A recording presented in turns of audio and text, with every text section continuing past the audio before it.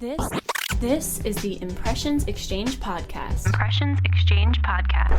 Where all topics impacting the graphic imaging and printing industry are addressed via in-depth news coverage, analysis, and timely interviews inside the commercial, packaging, wide format, and in-plant communities. Hello, everyone, and welcome to our first podcast. I'm Bob Neubauer, editor of In-Plant Impressions, talking to you from our offices in Philadelphia. If you've been in the printing industry for the past 10 years, you know that production inkjet technology has been advancing by leaps and bounds, with new inkjet press installations happening almost weekly, it seems. I know of dozens of installations in the in-plant sector alone, many of them in the insurance and financial fields, but also at state government in-plants.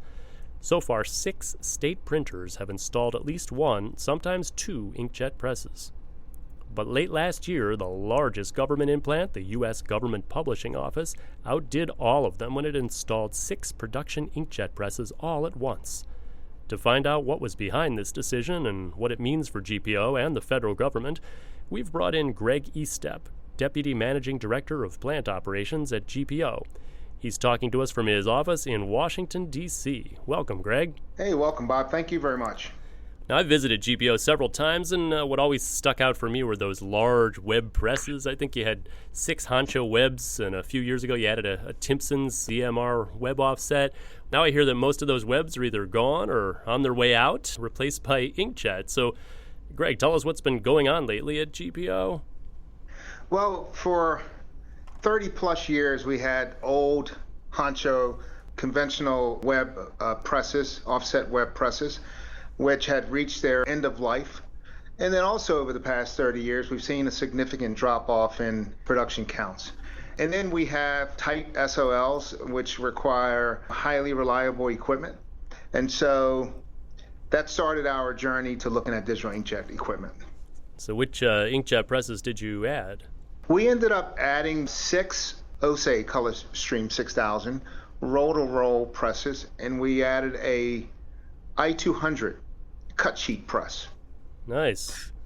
So why did you get so many inkjet devices all at the same time? We get a significant volume of work from Congress between 12 to 12:30 at midnight to about 7:30 in the morning.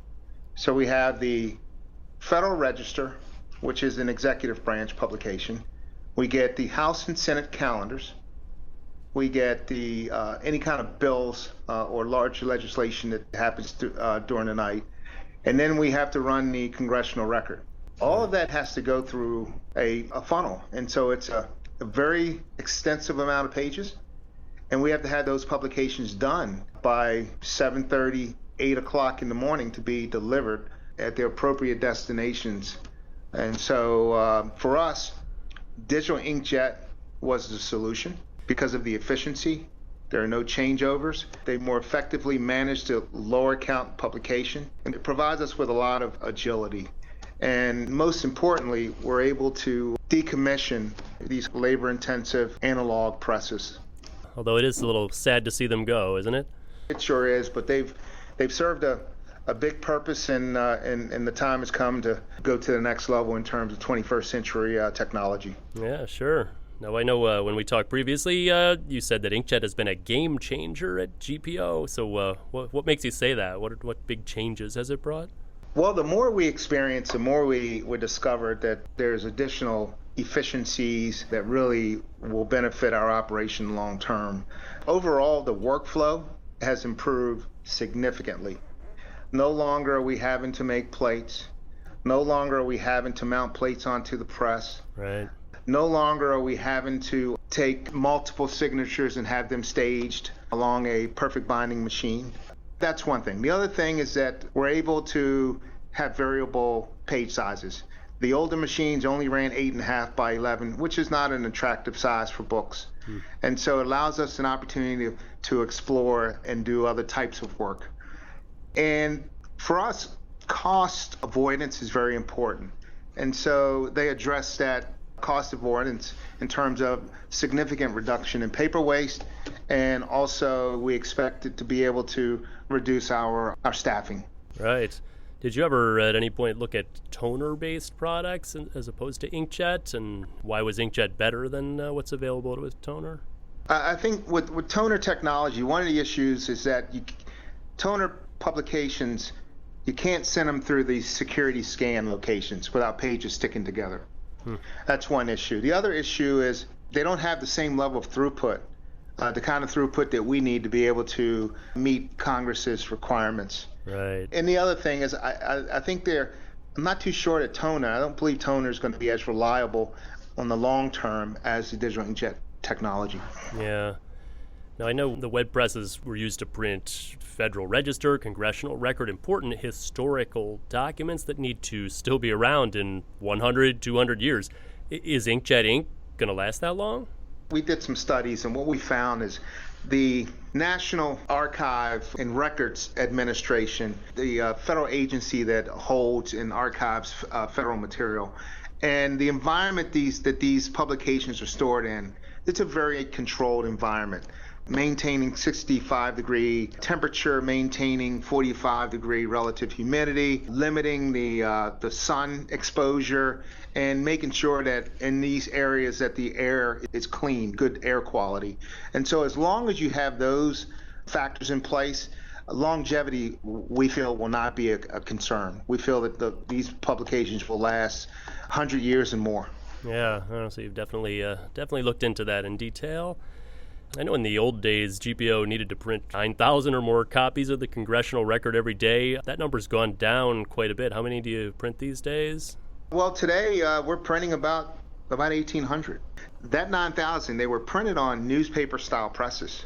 Right. And so the waste on those presses, as the production has been driven down to about 1,800, it's 40 to 50%. And so we had to address that problem. And that's what we needed. We need a solution that will allow us to be able to get that waste down to 2%, 1%, and near zero. And we believe that digital inkjet technology is technology that's going to get us there. What other items are you planning to print with the ColorStream 6000s? Well, we just had the rollout of the president's budget this morning. We plan to do the president's budget, the statutes at large. We're doing the U.S. code on it. We're doing, obviously, the record, Federal Register, and bills. The Code of Federal Regulation is a fairly consistent publication that we do. We're developing a marketing plan to go out and share with other government agencies the new features and functionalities that we have with this new technology. We fully expect that there will be some applications for variable data. One other publication, which is going to be pretty exciting, that we're running on it too, well, actually it's a portfolio of products, is the President's inauguration is about ready to come up in January of 2021. And so we do all of the passes, the parking passes, the gallery passes for attending the event, and a number of other credential passes. And so the digital inkjet will play a big part in that. Nice. Let's talk for a minute about your cut sheet inkjet press, the Ose VarioPrint i200. So why did you get that in addition to the other presses? I'm really looking at ways to automate our operation and to bring in higher technology where not only does it produce significant value in the quality of what it produces, but we can also get information in real time. And so we've had a DI press, digital press tech machine. Right, We've had direct imaging. For some years. And so we feel that the i200 will be able to supplement some of the products that we run off that machine. We'll be able to do some cover work. We'll be able to do some small book work, just a number of things. We do immigration certificates, and we feel that's a perfect publicational product that we can move on to the i200. So it's a machine that we're still learning on, but it gives us a lot of flexibility, and it really opens up opportunities for other work. Good. I still encounter people who are skeptical about inkjet, and one reason they give is the quality of the printing. They say, oh, that's not good enough for our customers. But as an inkjet user, how would you respond to that? Is the quality good enough? I've been in this business for a long time, and I think that consumers are starting to evaluate the return on investment of really, really high-end quality. And I think that, yes, the quality is different, but it's good. It's good enough. And I believe that we'll just need to educate our customers and bring them along But at the end of the day, I think that because of the benefits, we'll be able to sell them on accepting products from the digital inkjet technology.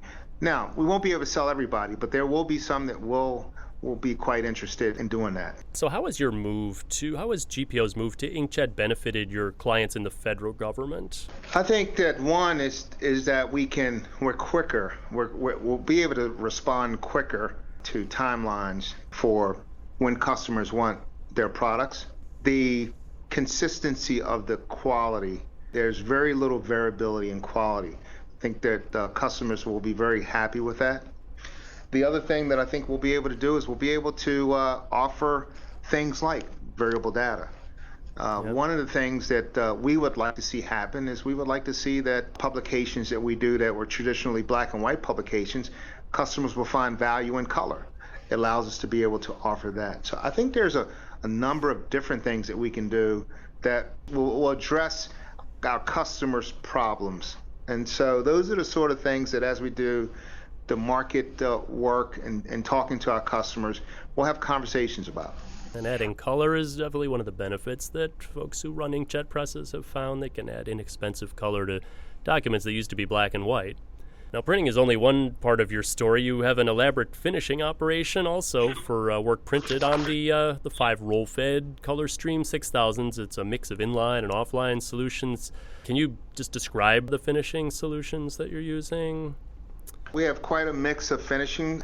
On one of our machines, we have an inline finishing solution. It's a standard Hunkler Horizon. It's a combo line that will allow us to do saddle stitch publications up to 180 pages, or a adhesive bind book block 3 inches thick. Right. We'll also be able to, our 5 presses, web presses, are roll to roll, so we can take a roll and we can take it over to a Cobus folder, and we can make SIGs into a book block. And that's critical because we still do sewn spine books. And then we also have a stitch liner. Yeah. So a number of options that allow us to be able to have redundancy, that allow us to be able to have flexibility and be agile in how we manage the workflow on the factory floor. Good. Now, I know despite all of our talk about inkjet, offsets days at GPO are not over. You just added an 8-color RMGT UV LED offset press about a year and a half ago? That's correct. Yeah, so why did you do that? We have 3 larger with, I think they're like 40-inch Heidelberg machines.